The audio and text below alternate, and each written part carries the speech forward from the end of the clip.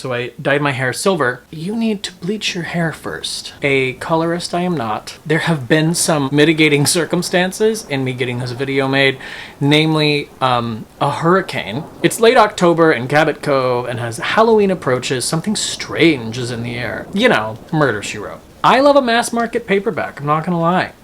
Controversial thing to say. I have this like obsession with Murder, She Wrote. It just like reminds me being homesick as a kid and like my parents and my grandparents. Brewed with pumpkin and spices, spelled with an M down here, but with an N up there. And then I went to Salem and filmed everything. The witchy, spooky, Halloweeny, October-y, fall vibes in this book are going to be just...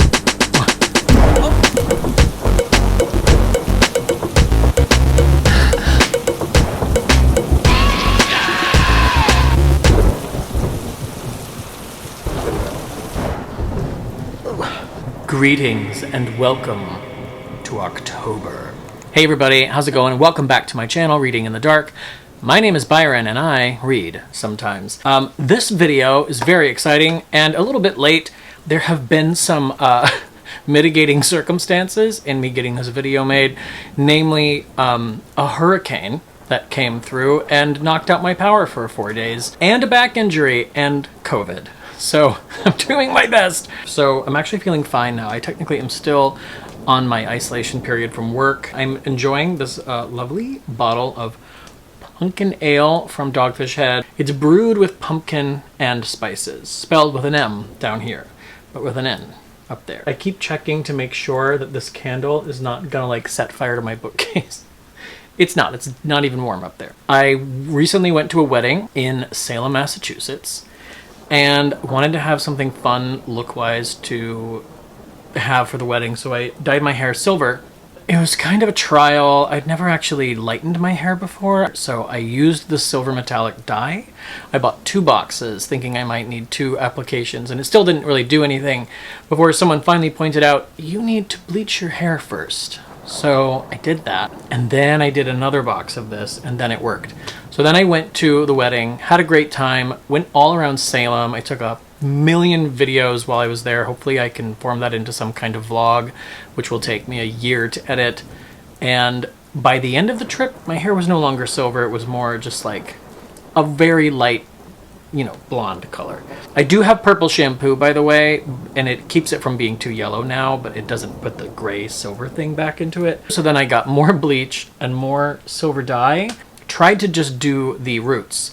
Turns out just doing your roots really requires a lot of skill that I don't have, so basically just bleached my entire head again. Then I used this. Then I used too much of it and it turned purple, so then I had to use some shampoo. So a colorist I am not, so I'm probably gonna shave my head again since all this hair is super unhealthy. But that's my hair. Also, while I was in Salem, and I don't want to go into too much because I am probably gonna make a vlog about it, I went to this really cool bookstore called Wicked Good Books.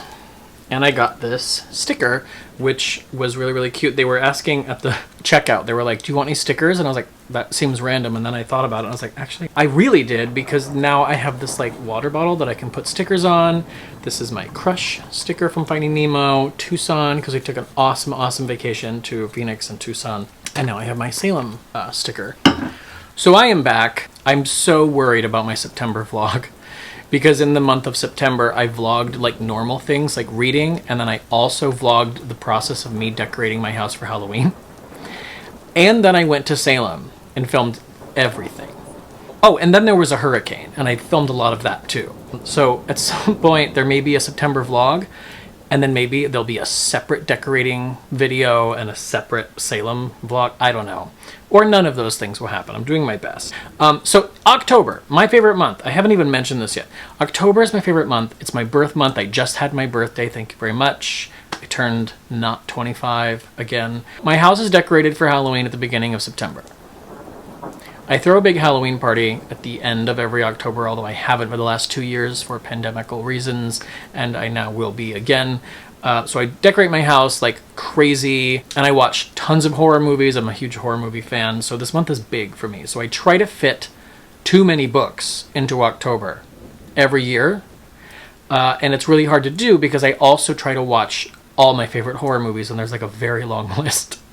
So I never get through everything I say I'm going to read, but I'm going to do my best just because that's the fun of October for me. So here we go. Tonight I will finish the Scarlet Letter. I'm like a half an hour, according to my Kindle, out from the end, which, by the way, is one of those books that's on my shelf of shame, which consists of like classic works of literature that I was supposed to read in school but didn't. I randomly decided to start reading the Scarlet Letter a couple weeks ago and actually really love it. I have a feeling it's not going to end the way I want it to, but we'll get to that when I one day eventually make a wrap-up video. So I'm going to finish that book tonight, and I just started listening to the Exorcist audiobook, which is read by the author William Peter Blatty. There's not a lot of books that I feel comfortable listening to instead of reading. I really prefer to read books. But I listened to so many podcasts in the car. I thought, you know what? The audiobook for The Exorcist will be fine. Because it's read by the author, and because I've seen the movie so many times, this guy's voice is just like hypnotic. Sort of creepy, deep voice. And so the narration is really, really good. I feel like he's a good actor. Highly recommend it so far. So then I'm going to read... There's 2 Murder, She Wrote books on this list, and I'll get through them quickly. One of them is called... This is the 13th book in the Murder, She Wrote series. When one of her mystery books, Knock 'em Dead, that's the title of the book, is turned into a Broadway play, Jessica is thrilled and hits the Big Apple to help out the production. Because, of course, they'd want her there. But then dead bodies off stage start upstaging the performers on stage! Exclamation point. As has happened before, it's up to Jess to drop the curtain on a killer. So this will be fun. If you have not been to my channel before, you may not know, but I have this odd cross-generational like obsession with Murder, She Wrote.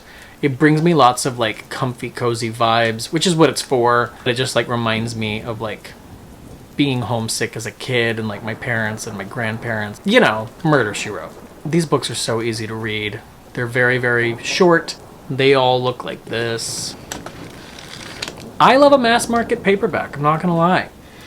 They smell more than a trade paperback, like a nice paperback. And so, honestly, I prefer these. Controversial thing to say. But if I'm going to read a paperback, I like it to be this like comfy, I can hold it with one hand kind of book. So I'm going to read Knock 'em Dead. It's going to probably be a very quick read for me, which is great. So I was supposed to read Salem's Lot by Stephen King in September, because my goal all along was to read The Shining in October, because that's like the book in the freezer, like literally. And I did not do that. So I kind of have to read that after this Murder, She Wrote book. So I'm going to try and get through that. That's a very lengthy book. I just read my first Stephen King, which was Carrie, which I loved, although Carrie is like short, especially short for Stephen King. So I don't know if that really gives me a good concept of what a Stephen King novel is normally going to be like, but I really liked it, so I want to keep reading his books, and now I'm essentially reading them in order, so I want to read Salem's Lot next. In addition to Salem's Lot, probably in tandem, like at the same time on the side, I want to read the next Murder, She Wrote book, because that'll be easy and quick. And that is the one that I've been holding here this whole time, which is Trick or Treachery. It's late October in Cabot Cove, and as Halloween approaches, something strange is in the air. The arrival of a self-righteous, fire and brimstone spiritual medium, wow, has some townspeople on the lookout for curses and evil omens. A reclusive, eccentric woman has others whispering that she is a real-life witch, and the upcoming annual Halloween party has Jessica Fletcher frantically searching for the perfect costume. I am so excited about this book. The witchy, spooky, Halloween-y, October-y, fall vibes in this book are going to be just... Then the whole town ends up spooked when the alleged witch ends up dead in the graveyard, of course.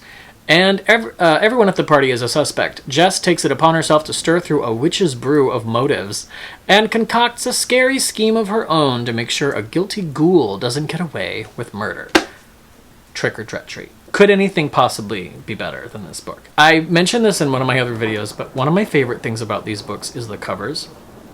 Every cover is essentially the exact same promotional still of Angela Lansbury smiling, and behind her somewhere is hidden a skull.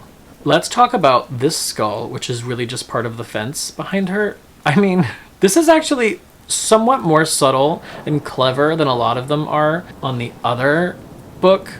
That skull, not super subtle. That is the box office, and I don't know, are those like supposed to be stanchions like on the ground in front of it? It doesn't even matter. They were like, well, we need eyes and teeth. So I love that all of the colors are exactly the same. Although I am kind of going out of order because there's a Christmas book in here too, and I'm going to go back and read that at Christmas time. So Salem's Lot and then Trick or Treachery. Then I'm going to read this book, I swear. I mean, and you know what? I'm not going to swear. I'm not going to swear to this because I have sworn to it before. There is a book that is an anthology. It's a collection of short stories that are vampire related, I guess, and it is called The Dracula Book of Great Vampire Stories, edited by Leslie Shepard, or Leslie Shepard, I don't know. I've mentioned this book. It's like tradition now. I just mention it like every year and I never read it. So this year, maybe this year will be the one. I'm not making promises. That's not what TBRs are in my world. TBRs, if they were promises, would really just be like nothing but a source of stress. And I'm going to do my best, but I really hope I can read that. So it includes Dracula's Guest by Bram Stoker, which is considered most likely to be like a portion of Dracula that was cut.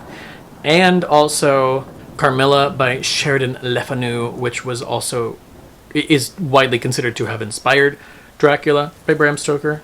The next book I want to read is a book that I have also mentioned several times, which is We Have Always Lived in the Castle by Shirley Jackson. Now, this is like most people's favorite Shirley Jackson, and I have only read The Haunting of Hill House. So it's long overdue. It's also not super long. I have the Penguin Classics edition, which is probably what I will read.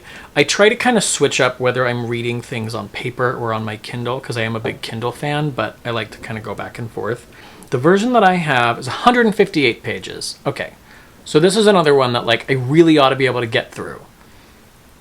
Living in the Blackwood family home with only her sister Constance and her uncle Julian for company, Maricat just wants to preserve their delicate way of life. But ever since Constance was acquitted of murdering the rest of the family, the world isn't leaving the Blackwoods alone, and when Cousin Charles arrives armed with overtures of friendship and a desperate need to get into the safe, Maricat must do everything in her power to protect the remaining family.